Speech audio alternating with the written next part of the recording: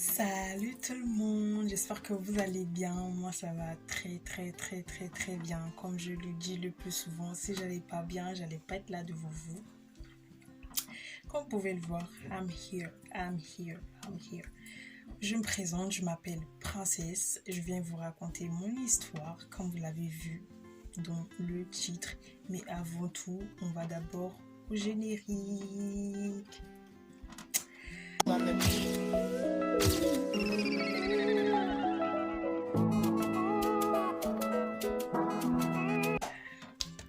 Comme je vous l'avais dit, je reviens encore pour vous raconter mon histoire parce que c'était à l'âge de 8 ans et j'ai songé en fait de le raconter, enfin le partager parce que c'est quand même une partie de moi, une partie de mon enfance que parfois j'oublie. Et regardez, j'ai une belle dent, j'ai deux belles dents, ok. Pour revenir à nos moutons, et c'est une partie de mon enfance que j'aimerais juste partager. Et vous pouvez aussi me dire ce que vous en pensez, que ce soit dans les commentaires, etc. Ça me ferait, qu'est-ce que je voulais dire, hyper plaisir. En fait, l'histoire se déroule, enfin, un jour, j'ai oublié la date, mais je crois que c'était dans les années 2011-2012, si je ne me trompe pas, parce que je sais plus c'était quelle date précisément. J'avais l'âge de 8 ans, et c'était un soir. J'avais l'habitude de prendre du gari. Pour ceux qui ne savent pas, en fait, du gari, en fait, c'est un peu comme du riz, mais c'est plus petit que du riz, en fait, c'est vraiment écrasé. Je ne sais pas comment expliquer ça, c'est plus petit. Et pour le prendre, en fait, il faudrait mettre de l'eau dans une assiette, dans ce que vous voulez. Et vous pouvez, en fait, le prendre avec du sucre ou sans sucre. Et tu mets dans une assiette, tu mets l'eau dedans, tu mets du sucre, tu dilues le sucre dans l'eau.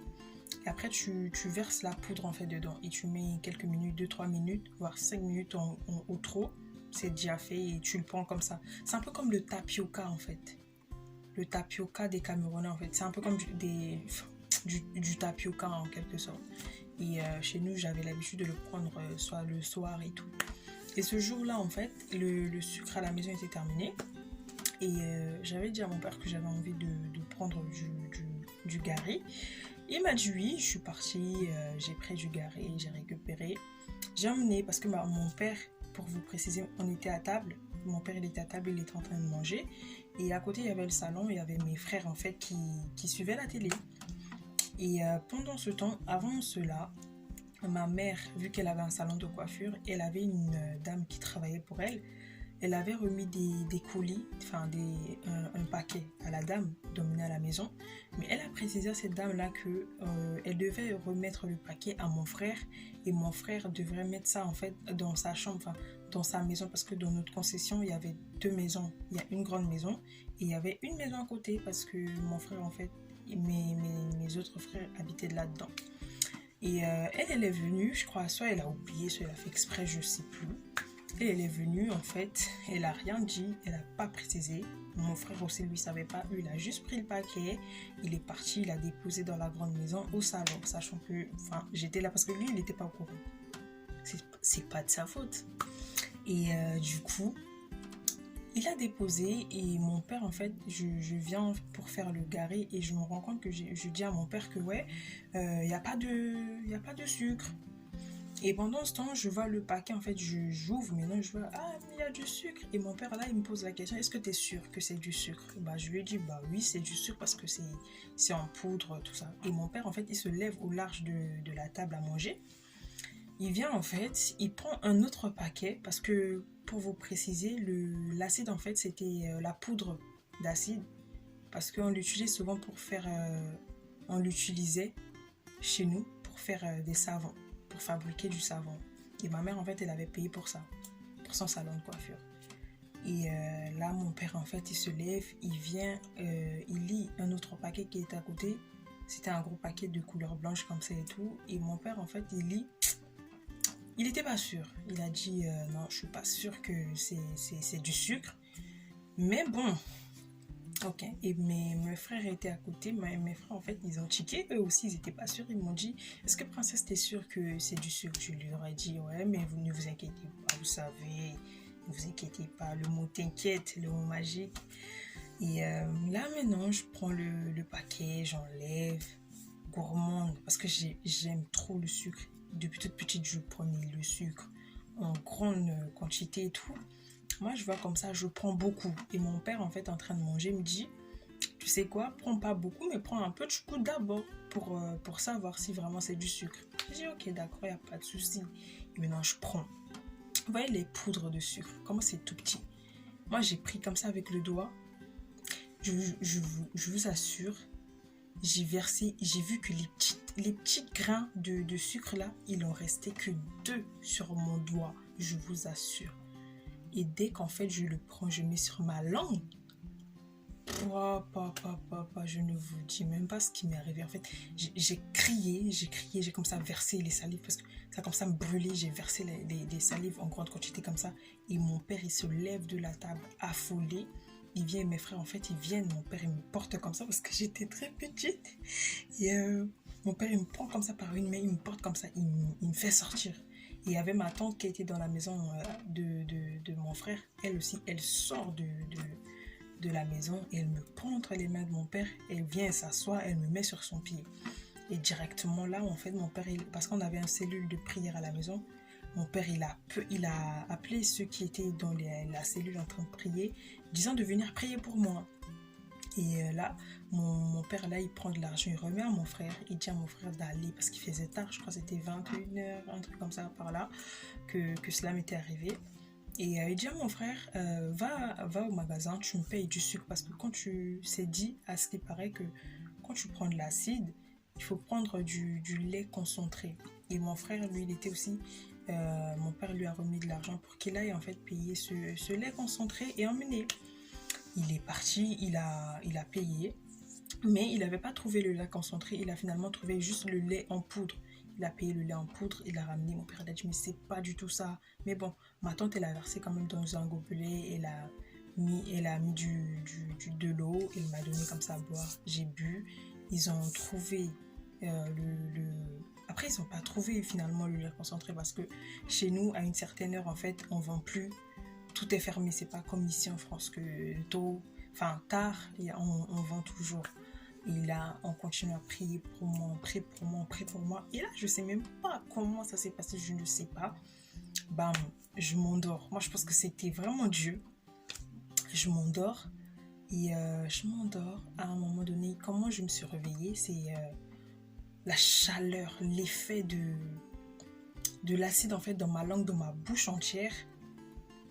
Produisait quelque chose en fait. J'arrivais plus à supporter, je me réveille et je me suis rendu compte qu'en fait on m'avait porté, on m'avait mis au salon.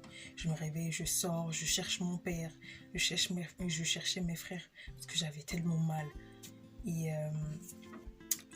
je trouve ma tante elle me dit ouais je viens m'asseoir avec elle. Je me suis assise avec elle. En fait, plus personne ne savait en fait quoi faire parce que dès que je me suis réveillée, je ne pouvais plus avaler quelque chose. Je ne pouvais plus, même ma propre salive, je ne pouvais plus. Rien ne pouvait rentrer, rien ne pouvait sortir en quelque sorte.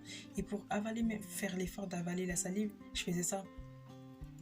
En fait, je tirais mon couvre comme ça d'une certaine manière. Et même si je faisais ça, en fait, la salive, c'était pas elle entièrement qui descendait. Il y avait qu'une partie et une partie restait dans ma bouche. Et je crachais. Et vous imaginez que ça, c'est arrivé à une petite fille de 8 ans en quelque sorte.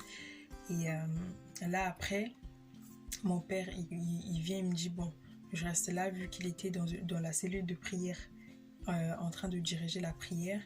Il dit à ma tante de rester avec moi. Et on est restés ensemble, tout ça. Et j'avais un tonton, j'avais un oncle, lui, il était aussi à l'entrée de la maison. Après 22h, 23h par là, ma mère, elle arrive. Après, elle est venue à la maison. Elle avait l'habitude, quand elle arrivait comme ça, soit je cours devant et tout ça, mais j'avais pas fait ça. Et mon tonton, en fait, qui était juste à l'entrée de la maison, dès qu'il a vu ma mère, en fait, il a dit vous savez, vous avez donné un paquet à la dame d'emmener à la maison. Mais cette dame-là, elle a donné le paquet directement. On a mis ça au salon et princesse. Et dès que ma mère, en fait, elle écoute et princesse, elle complète, elle a sucé ça. Et elle jette ses paquets à terre, elle demande ouais elle est où. Et je sors, on m'emmène, elle me voit Il n'arrivait pas à croire. Elle, comme ça, grondait en fait sur mes frères. Mais attends, je vous ai pas dit de donner ça là. Vous savez, les darons africaines, hey, on connaît. Elle a commencé à gronder, vu que je suis la dernière, je suis la chouchoute. Et tout le monde avait peur que quelque chose m'arrive et que je passe le cap et que je peur en quelque sorte. Et là, après, ma mère, elle gronde et on explique. Et on explique et finalement que c'était pas de la faute de mon frère, de personne, c'était la faute de la dame qui a mené parce qu'elle a pas du tout précisé, c'était de sa faute. Et là, ma mère a dit, bon, qu'est-ce qu'on peut faire? Parce que chez nous, tard le soir, tout est fermé, même les hôpitaux. Et ma mère, elle savait pas quoi faire. Et mon oncle, enfin mon tonton, il dit qu'en fait, il connaissait un pasteur. Et ce pasteur-là, en fait, il était docteur. Donc, on ferait mieux d'aller chez lui. Enfin, il n'a pas dit ça, mais ma mère a dit, bon, il faut qu'on aille chez lui pour mon bien, parce qu'on ne sait pas qu'est-ce qui peut se passer durant la nuit. Et désolée, en fait, ma lumière s'est éteinte. Ma lumière s'est éteinte. Mais après, c'est pas grave, parce que je l'ai branchée sur une batterie externe et ça s'est éteinte. Mais c'est pas grave, on pourrait continuer. Il fait beau encore. Il y a encore du soleil. Enfin, le temps, il est encore beau. Ouais, et du coup, pour revenir à nos moutons, j'étais à la partie où on devait aller voir le pasteur qui était médecin. On est parti finalement chez lui, on a toqué, il a ouvert, il nous a reçus. Il m'a mis un sérum, il avait des médicaments chez lui qu'il avait mis et après il m'a mis un sérum, j'étais là. On a fini, et après on est rentré à la maison. On est rentré, après j'ai passé la nuit et le lendemain, vous imaginez pas, hein, mon père il aimait trop qu'on aille à l'école. Lui il supportait pas une journée d'absence et ce jour-là en fait, malgré avec ce qui m'est arrivé, mon père il a dit il faut que je m'habille, je mets mon uniforme scolaire, j'aille à l'école. Je suis partie, j'avais tellement mal, je pouvais pas manger, rien avaler, rien du tout. Imaginez-vous une petite fille de 8 ans qui vit ça en fait, mais qui va quand même à l'école avec ça. C'est que de nos jours en fait, personne ne pourrait accepter ça, mais dommage. Mon père lui il a refusé, il a dit ouais ça va aller.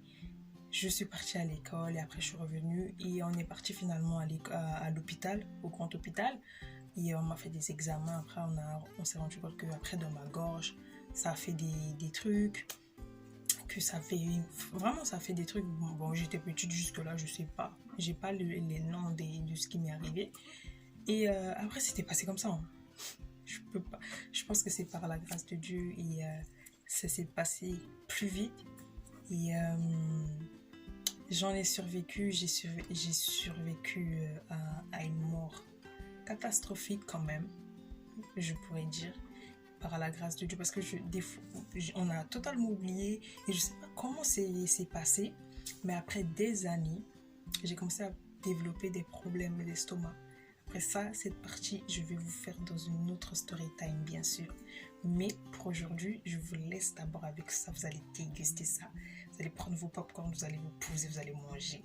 Et puis vous allez suivre mon histoire. Après ça, c'est mon histoire à moi. C'est pas l'histoire de quelqu'un. C'est mon histoire quand j'avais l'âge de 8 ans, bien sûr.